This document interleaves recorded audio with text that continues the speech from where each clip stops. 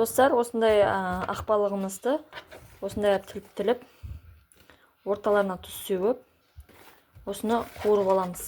Біреулер ұнға былғап пісіреді, біз ұнға былғамай осылай пісіреміз. Қазір қуыруды көрсетеміз сіздерге. Осы майымыз қатты қызғаннан соң балығымызды осылай салып аламыз.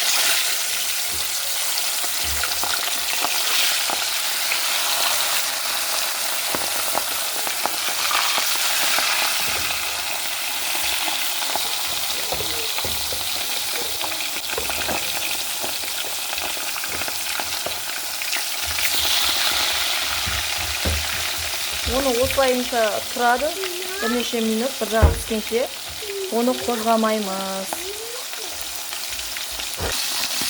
Достар, осы балығымыз осылай қуырылып болғаннан соң екінші жағы мынандай қызарады. Сол кезде екінші жаққа аударамыз. Екінші жағына. Осылай екінші жағына аударып аламыз. Мына ұнсыз пісірген өте дәмді болады. Ұнмен қарағанда осылай тәттілеу болады.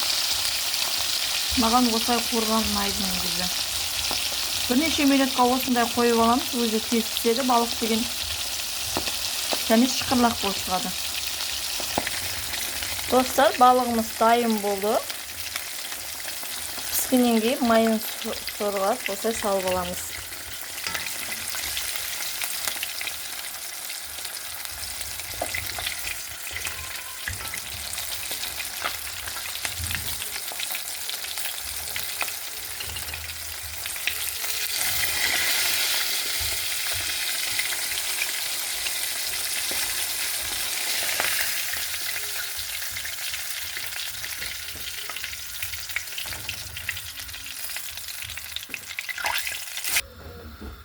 Май қызып тұрған кезде екінші балығымызды саламыз осылай.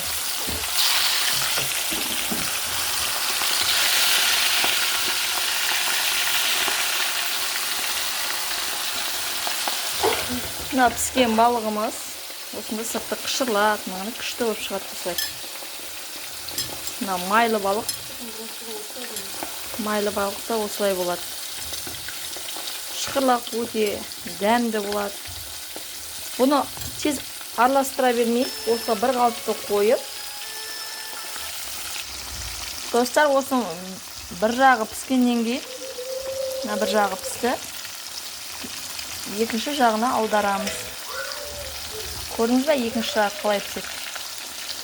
Мына өз ақ балық болғасын, оны қатты білінбейді.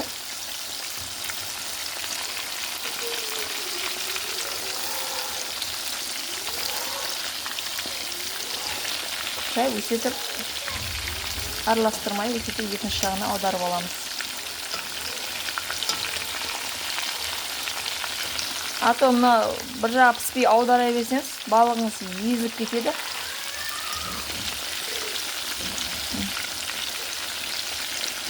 Осылай бірнеше минутқа қойып аламыз.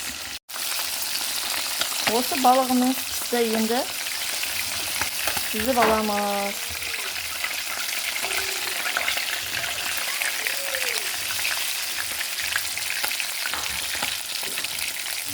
Балық деген өте пайдалы. Сорпа қылып ішкен, қыста сорпа қылып ішкен жақсы уқа.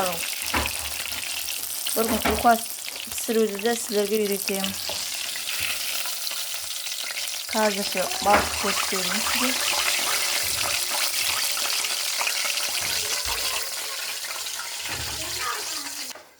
Балығымыз дайын болды.